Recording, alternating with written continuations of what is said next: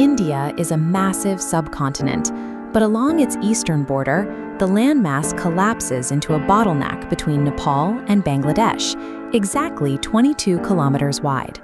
Past that gap, the map opens into 8 states. 50 million people live here, relying entirely on this single land bridge. The resources moving through this gap are immense. Trainloads of natural gas, timber, and coal, and globally exported crops like Assam tea have to thread their way across this specific plot of land to reach mainland markets. You cannot bypass a gap this small with cargo planes.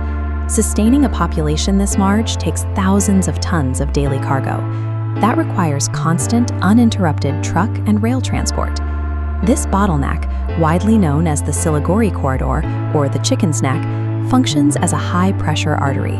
If it were closed for even a few days, the supply chain for those 50 million people would immediately collapse. The shape of this border is a modern artificial creation. It is a direct result of the 1947 partition of British India. When lines were drawn to create East Pakistan, what is now Bangladesh, India lost its wide eastern land routes overnight. Every road and rail line connecting the east to the west was abruptly compressed into the narrow Siliguri Corridor. Even though Bangladesh became an independent nation in 1971, the geographical reality for India stayed exactly the same. A border drawn hastily by a departing empire over 7 decades ago dictates the strategic anxieties of modern India today. Today, the most pressing threat to this corridor comes from the north. China sits just past the Himalayas, driving India's primary military planning in the region. Following the Sino-Indian War in 1962, Beijing began building modern roads, railways, and air bases across the high-altitude terrain of Tibet.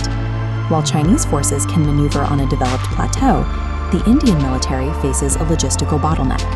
To reinforce their Himalayan borders, Indian troops and heavy artillery have to slowly filter through the narrow, crowded choke point of the Chicken's Neck before tackling steep mountain passes.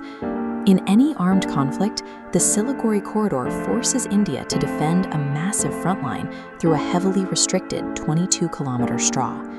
In 2017, this geographic vulnerability triggered a direct international crisis. The crisis centered on the Doklam Plateau.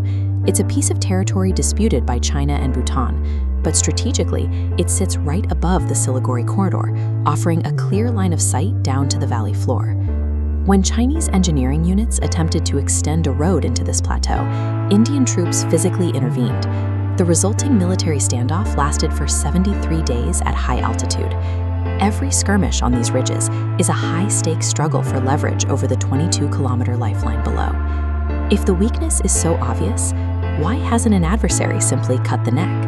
Over the last decade, India has quietly engineered a physical defense. The government is pouring billions into the northeastern states, laying down 4-lane expressways, modernizing heavy-lift air bases, and cutting new high-speed rail lines through the mountains. Engineering projects like the sprawling new bridges over the Brahmaputra River eliminate internal transit delays, allowing military convoys to cross the region in hours instead of days.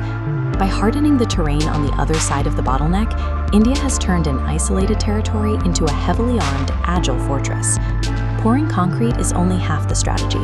India is also rewriting the map through diplomacy to bypass the Chicken's Neck entirely. Through recent transit agreements, Indian cargo can now travel straight south, using Bangladeshi roads, railways, and ports to reach the Bay of Bengal, avoiding the Siliguri bottleneck.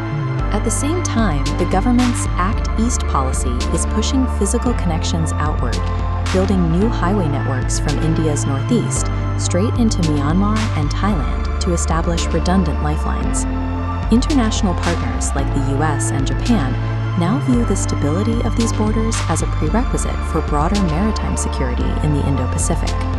The Siliguri Corridor began as a geographic defect, but the pressure of protecting it forced India to dismantle its own isolation, replacing a single, fragile road with a web of international trade routes.